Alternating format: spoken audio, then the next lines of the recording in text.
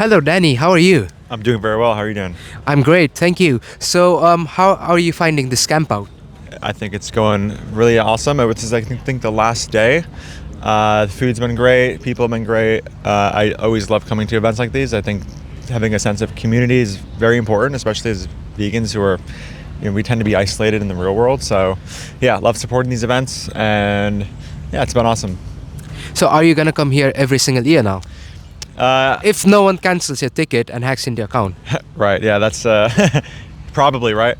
Well, it depends, on practical stuff like finances. If they invite me, I mean, for sure, love that. But yeah, it's just we live in the States and it's a whole thing to get here. But ideally, yeah, if I had infinite funds, definitely. So, when did you go vegan? It was in June of 2015. Yeah, I was like plant-based or whatever for 6 days a week for a year in my junior year of high school when I was in grade 11. And by the time I got to senior year, I was aware of the ethical arguments and I already knew how to eat vegan because I was doing the plant-based thing for 6 days a week. And the cognitive dissonance built up to a point where, I had no argument against the position. I knew how to be a vegan and had just no excuse. And so around June, when I graduated high school, I went full vegan. Right, so you said you were vegan 6 days a week. So what made you do that? It was more of a health thing, and then I had some weird rationalization of like, I think it's the right thing to do ethically, but I don't fully feel compelled, so I'll just do it as much as I can within my practical, within practice and in relation to my life. Doesn't make a lot of sense at all, to be honest. It was just some weird attempt to rationalize having a cheeseburger or whatever once a week. Just really stupid reasoning. Yeah. So you talked about logical arguments. So did they work for you? Yeah, they worked for me in that they convinced me I had no justification for not being vegan. Although I'll say it's going to be things like the documentaries that bring that emotional compulsion to go vegan. Because you can understand logically, okay, I have no logically consistent justification for paying for animal products, right? But if you just have that and you don't have this actual feeling or drive to make the decision, you may not. So that's why I say when people go, oh, I agree with you, but I just don't know. I always say, okay, you sound like you logically understand it, but emotionally you don't. So, go visit a sanctuary, go watch Dominion or Earthlings. These are documentaries that showcase just how horrible the industries can be, and see if you can get that emotional compulsion to do it. And yeah, I would say that's essentially what I did. I mean, I watched Earthlings and weirdly still didn't go vegan, but over time I got more exposed to footage. My brother, who's very intelligent, pushed the arguments onto me and I never had a rebuttal, and all of that kind of combined eventually led to me just fully committing. Are you planning on being a vegan for life, or what's your thoughts? Yeah, I mean, being so veganism is based in animal rights, right? But there's also so many indirect benefits, and I just don't know in what way it could ever be that is not the case, because being vegan is kind of just by definition less wasteful. It uses less land. It's the health implications are also really good if you do the diet appropriately and you supplement properly. So I don't.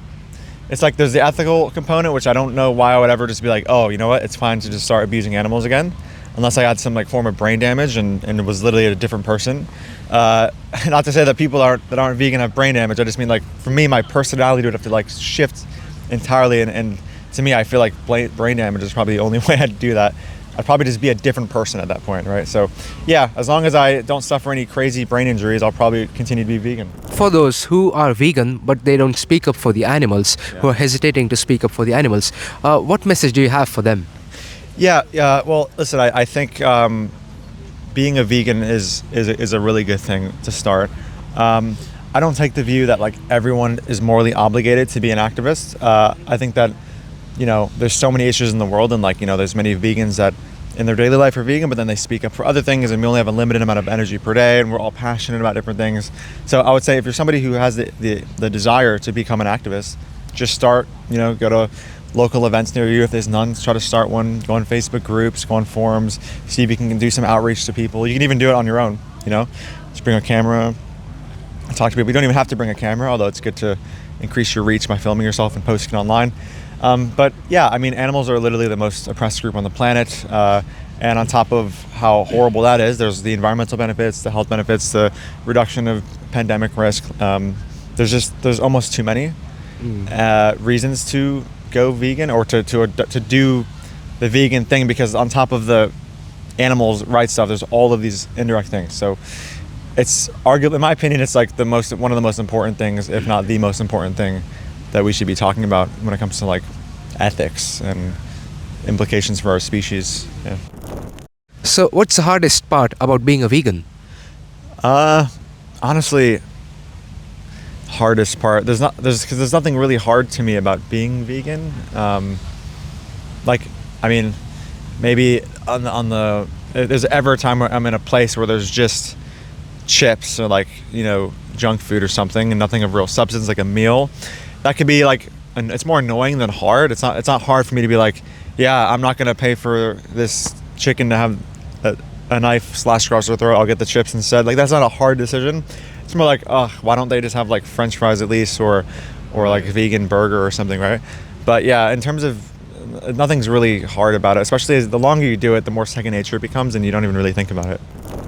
What is the most annoying misconception about veganism that you hear a lot of times? I think for veganism in particular, probably that you have to value animals and humans equally to be vegan. That's not necessarily true whatsoever.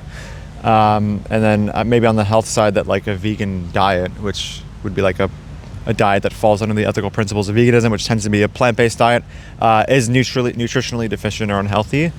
A lot of people just associate certain nutrients like protein and iron with animal products, when you can get all these things from animal products. And then, there's things like B12 that you can just take a supplement for. It doesn't really matter. And yeah, so it's going to be probably the health stuff, and maybe some belief that like you have to just value like a cockroach the same as a human to be vegan.